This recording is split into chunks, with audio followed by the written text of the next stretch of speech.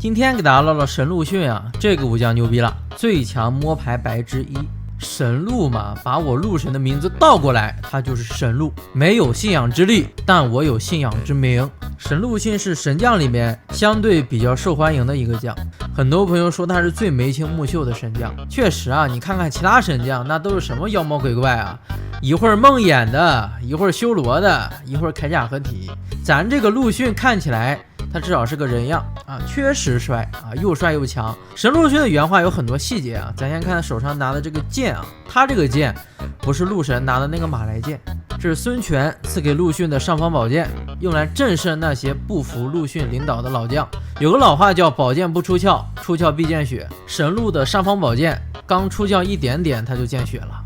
神陆腰间挂的兵书则对应了神陆的台词：文韬武略兼备，方可破敌如破竹。兵书就是文韬的象征。远处的军营火光冲天，这正对应了火烧连营。神陆的实体卡上有一段配文：那夷陵的漫天大火就像翩翩舞动的精灵，守护着我们的江东。火精灵是吧？接着看神陆逊的技能啊，神陆的这套技能组我初见的时候倒没有感觉很惊艳，他这个标记的获取方式还有崔克战火这种大招的呈现方式跟神吕布太像了，你单看起来确实像，这个咱不能否认。但是神陆玩起来啊，和神吕布完全不是一个感觉。神吕布就是续报打一波，你玩神吕布就想着攒标记这一件事就可以了，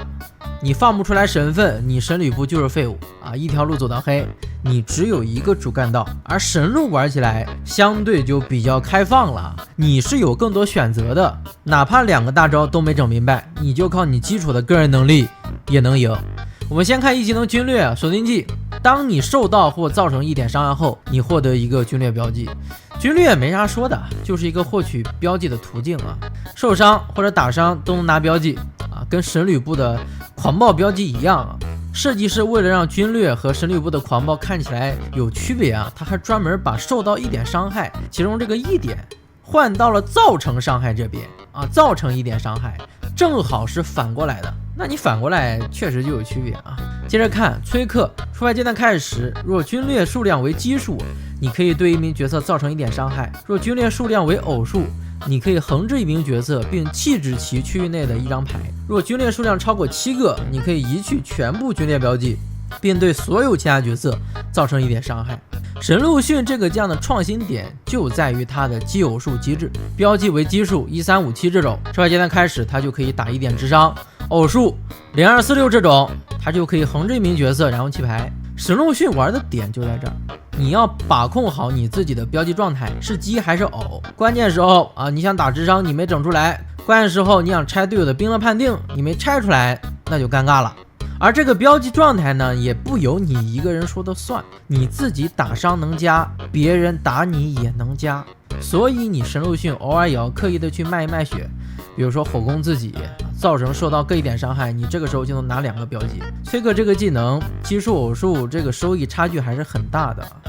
，1点智商在绝大多数情况下它就是比横置拆牌要厉害，至少在开了战火之后，当然这个也是后话了。神陆有没有发挥，他也看别人怎么跟你去互动，这也倒符合陆逊一贯擅长防守反击的设定。接着看崔克后半段的效果，后半段这个效果就厉害了，直接全场大智商。当然他这个标记呢也不好攒，军8你攒7个标记，你要不开 AOE 的话，那至少2轮3轮起步，就不好讲。你不要指望靠这个大崔克赢啊，靠这个翻盘就啥也不管了，满脑子就想着攒标记。你不是神吕布，军略标记你就自然而然的去攒就行了，攒到了，如果这个场面合适，敌人有很多残血，那你就用这个大崔克。要是明眼一看用出来只能干死队友，那就别用。有个细节需要注意啊，崔克在标记达到7个的时候，出牌阶段开始，你可以先结算小崔克啊，先打1点伤害，获得1个标记，到8个标记的时候再结算大崔克，大崔克打的伤害也能拿标记，所以大崔克一旦转起来啊，之后就滚雪球了。接着看战火限定技，出牌阶段你可以移去全部军列标记，令至多等量的已横置角色弃置所有装备区里的牌，然后对其中一个角色造成1点火焰伤害。战火这个能力啊看起来很猛啊，又是一个大招嘛，但其实呢战火它作为限定技跟借甘宁的氛围一样，很多时候就是放了个屁，你别对它抱太大希望。一是要求你有标记，二是要求场上已横置角色很多，对吧？而以恒之角色，他和崔克的偶数效果直接相关。要场上就一个人、两个人在铁手状态，那你标记再多，你也就只能搞2个人。在实战中啊，很难出现敌方都在锁上的最佳战火时机，你没多少机会去连别人。控偶数去连吗？那你不如直接控基数打伤害。绝大多数情况下，敌人要有1个人、2个人，撑死3个人在锁上，你进回合偶数状态再选一个连一连，直接就战火放出来就完事儿了。不要刻意的去攒标记，去等这个大战火，节奏越快你越等不了。